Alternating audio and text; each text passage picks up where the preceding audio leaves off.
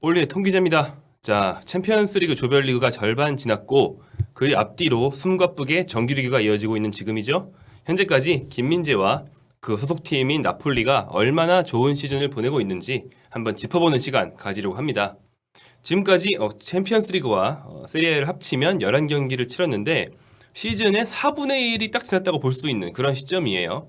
왜냐면 세리아 팀의 한 시즌 최대 경기가 스페르코파, 즉 슈퍼컵에 나가는 팀이 아니라면 뭐 챔피언스리그 그리고 코파 이탈리아까지 결승에 갈 경우에 55경기예요. 보통 기대할 수 있는 강팀의 경기 수가 45에서 50경기 정도거든요. 그러니까 오늘이나 크레모네세전까지 하면 한 4분의 1 정도 진행이 됩니다. 이런 시점. 딱 그 중간 결선하면 좋은 시점에서 초반에 김민재와 나폴리 잘하고 있는 거 우리가 알고 있는데 얼마나 잘하는지 수치와 각종 기록으로 돌이켜 보도록 하겠습니다. 자, 먼저 빅리그 통합 베스트 센터백이 된 김민재에 대해서 이야기를 해보죠. 김민재는 후스코어드 평점으로 유럽 5대 리그 현재까지 베스트 11에 포함되어 있습니다.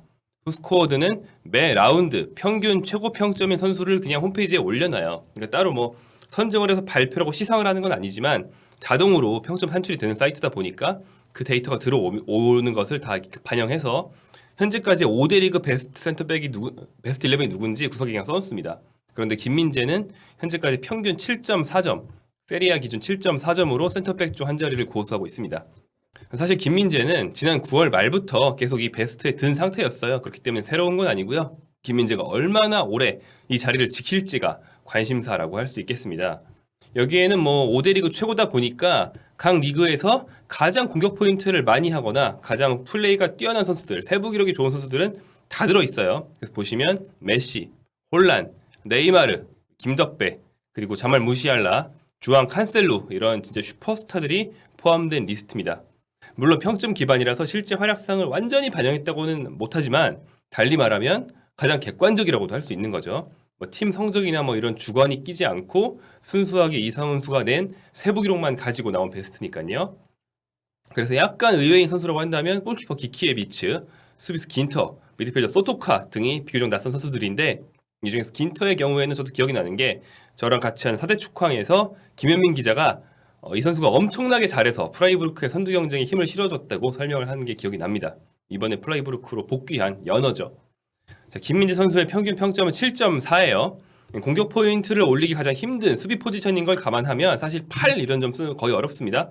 평균 7.4면은 거의 최상의 점수라고 할 수 있고요. 실제로 2명의 센터백과 골키퍼까지 3명이 다 비슷해요. 7.3, 7.4 언저리거든요. 이러니까 이제 이 정도 점수를 받으면 센터백으로서는 최고의 점수다 이렇게 볼 수 있는 거죠. 그렇다면 김민재의 세부 기록이 어느 정도길래 5대 리그 통합 베스트 11인가? 보시면 여전히 세리아에서는 공중볼 획득 1위입니다. 경기당 3.9회예요. 이게 오히려 조금 떨어진 수치라는 게 상당히 좀 재밌는 부분이고 김민재 선수 경기를 보면 경기당 평균 3.9회를 따낼 뿐 아니라 머리에 정확히 맞춰서 원하는 대로 보낼 때가 더 많아요.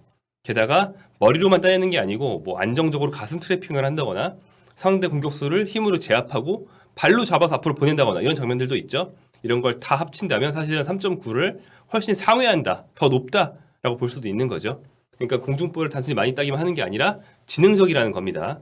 어떻게 보면 이번 시즌 개막 전까지만 해도 김민재의 마지막 숙제, 마지막으로 아쉬운 점이 헤딩 경합이라고 얘기를 했는데 빅리그에 갔는데 오히려 헤딩 경합이 좋아지는 선수가 있다? 이건 굉장한 것 같습니다. 다음 걷어내기 횟수가 세리아 1위, 이것도 1위예요. 5.6회, 경기당 5.6회입니다. 걷어내기가 많다는 건 일반적으로 좋은 기록은 아닙니다. 왜냐하면 이제 뻥뻥 질렀다는 거고 안정적으로 빌드업을 한 게 아니라는 뜻이기 때문이죠. 하지만 김민재의 경우에는 조금 더 쇼패스 횟수에서도 굉장히 높은 편이기 때문에 걷어내기가 많다고 해서 평가 절하할 수는 없고요. 이것도 좀 애매한 부분이 있어요. 뭐냐면 김민재가 걷어낸 건지 아니면 동료에게 롱패스를 한 것인지가 애매하다는 거죠. 그러니까 잡아놓고 보고 이렇게 쫙 패스를 한 거는 성공하든 실패하든 당연히 롱패스로 체크가 되는데 공이 떨어지는 걸 바로 뻥 차버리면 그것은 이제 걷어내기로 체크가 되겠죠.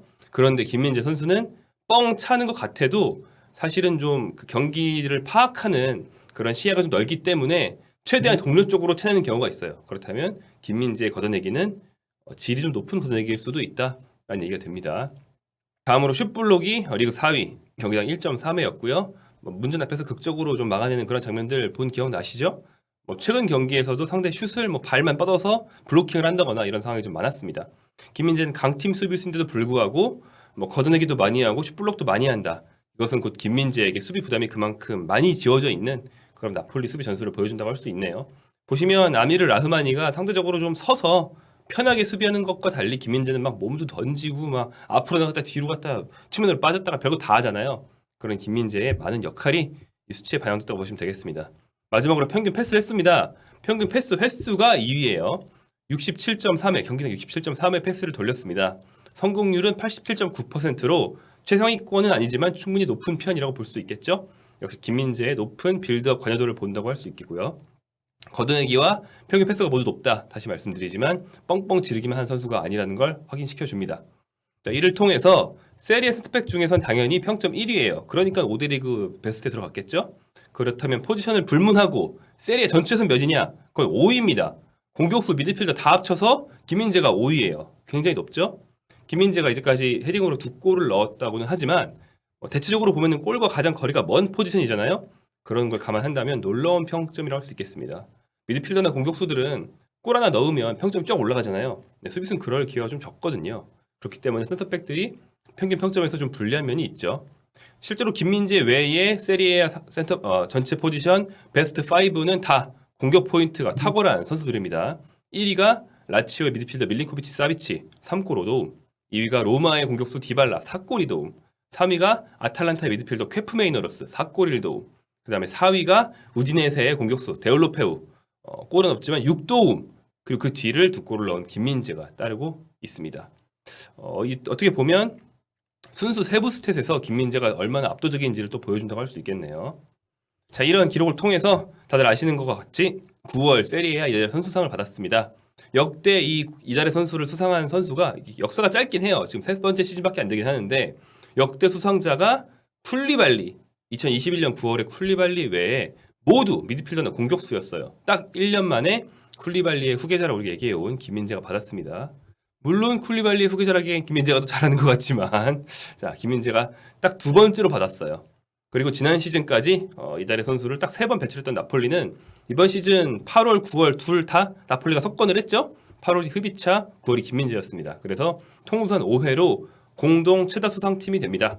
공동 1위는 나탈란타가 5명을 배출했는데 파푸고메즈가 2번, 무리엘이 1번, 말리노프스키가 2번 받았습니다. 또 한 가지 재밌는 건 이 수상자 대부분은 유럽이나 남미 선수예요. 당연히 축구 잘하는 선수들은 그쪽에서 오고 그쪽에서 잘하니까 당연한 일이긴 한데 나머지 대륙 수상자가 역대 딱 3명이에요. 세리아에서. 그런데 그 3명이 나이지리아의 오시멘, 세네갈의 쿨리발리, 한국의 김민재입니다. 이 3명의 공통점 전현 나폴리라는 거죠. 역시 나폴리가 세리아에서 가장 다양한 국적으로 이루어진 팀이다라는 것을 또 확인시켜주는 것 같습니다.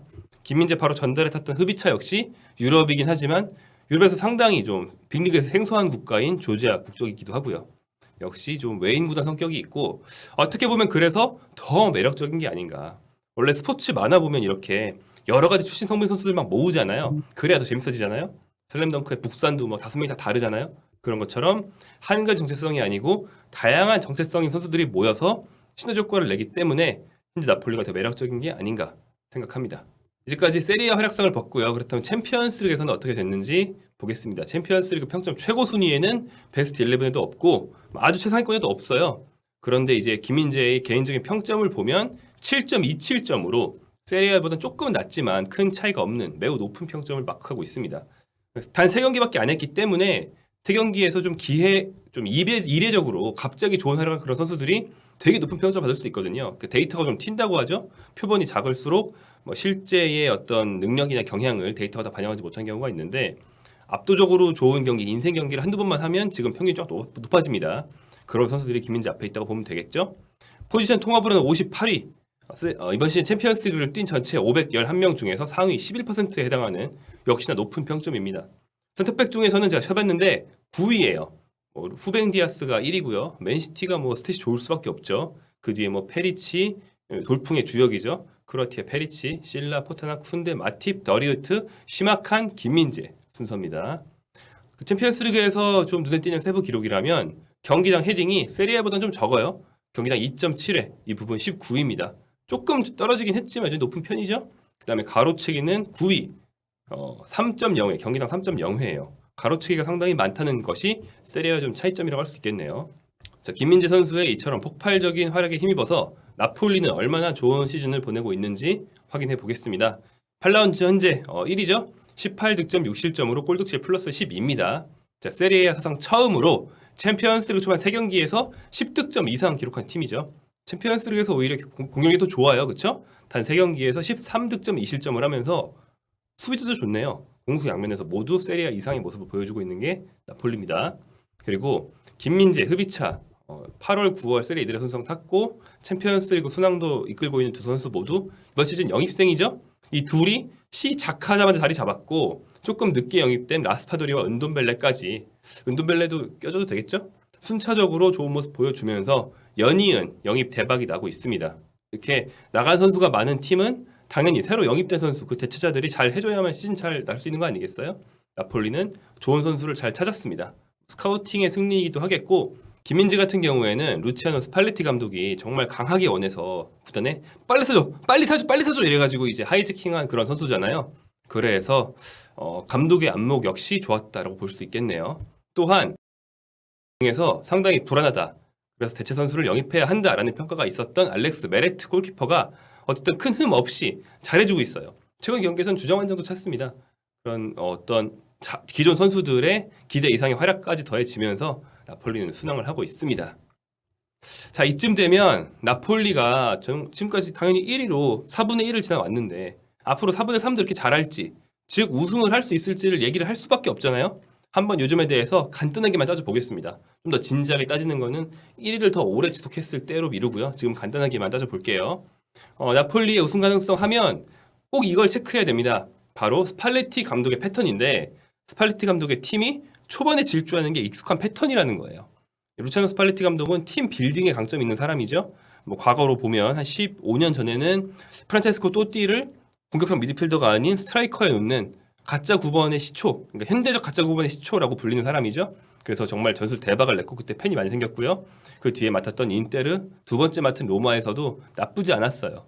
그래서 팀에 어떤 여러 명의 얼개를 짜고 전체적인 조직을 만드는 것이 굉장히 강합니다. 여기서는 거의 인류예요. 그런데 시즌 도중에 일어난 변수에 대처하는 능력이 이탈리아 지도자치고는 약간 떨어지는 편입니다. 뭐 안토니오 콘테처럼 시즌 중후반까지 막 선수들한테 동기부여 엄청 해가면서 더 뛰어! 뭐 우리 팀은 경기력 나빠도 1위야! 이렇게 하는 막 카리스마까지도 없어요. 그래서 스팔레티 감독은 좀 뒷심 부족이다. 이런 평가가 있었습니다. 자, 실례를 볼게요. 스팔레티 감독이 엘리트 팀을 맡았다고 할 수 있는 사례들이 있습니다. AS 로마를 2차례에 걸쳐서 총 5시즌, 인테르 밀란을 총 2시즌, 나폴리를 지난 시즌 한 번 이렇게 빅클럽 레벨의 팀을 8시즌 지휘했는데 트로피는 세리아에서 한 번도 못 땄어요. 대신에 이제 코파 이탈리아 2회, 스페르코파 1회로 트로피의 밸류나 양이 좀 적은 편이고요. 반면 준우승은 로마 소속으로 무려 4회나 했습니다. 이렇게 뒷심 부족으로 역전당한다거나 아니면 1위를 아슬아슬하게 따라가고 있다가 결국 못 뒤집는다거나 이런 경우가 상당히 많았던 게 바로 스팔레티 감독의 약간의 아쉬운 점입니다. 그리고 사실은 지난 시즌 나폴리가 초반 성적은 지금보다 더 좋았어요. 지난 시즌까지 8라운드의 전승행진. 지금은 8라운드 6승 2무로 1위잖아요. 지난 시즌 8라운드까지 전승이었습니다. 그런데 시즌 결과는 3위, 무관이었죠. 이런 전례가 반복되지 않으려면 팀에 뭔가 기존 스팔레티와 다른 플러스 알파가 있어야 돼요. 뭐 김민재가 뭐 멘탈적으로나 실력적으로나 팀에 그런 플러스 알파를 제공할 수 있는 선수라면 너무 좋겠죠. 아직까지 그렇게 확언할 수 없습니다만 그러길 좀 바라보고요. 김민재가 자기 힘으로 팀의 마지막 퍼즐이 돼서 우승을 한다? 그건 진짜 엄청난 일이 아닐 수 없습니다. 자, 김민재 선수는 오는 주말 10일 오전 1시에 크레모네세 상대로 나폴리가 경기를 하는데 이 경기는 결정할 가능성이 좀 점쳐지고 있습니다. 상대가 강등권 약체고요. 나폴리로서는 지난번 경기 그리고 다가온 주중 경기까지 그 앞뒤의 아약스전이 훨씬 중요하기 때문이죠. 근데 확실히 결정한다라고 말씀드린 건 아닙니다. 저의 예상일 뿐이고요. 나폴리의 스팔레티 감독은 출장 여부를 경기 당일에야 그것도 아침 일찍도 아니고 한 점심때나 이런 때 알려준다고 하더라고요. 그렇기 때문에 저뿐 아니라 그 어느 기자도 이 팀의 정확한 라인업을 맞힐 수가 없습니다. 그래서 주말 경기 프리뷰를 하는 대신에 김민재가 안 뛸 수도 있으니까 이런 중간 결선을 마련해 봤고요. 주말에 김민재 선수가 뛰면 좋고 안티도라도 그 대체자로 웨스티고르가 나오는지, 주앙 제주스가 나오는지, 또 김민재 부재시의 나폴리 경기력 어떤지 또 흥미롭게 확인해 볼 수 있을 것 같습니다. 여러분 재밌는 축구를 보고 싶으시다면 나폴리로 합류하세요.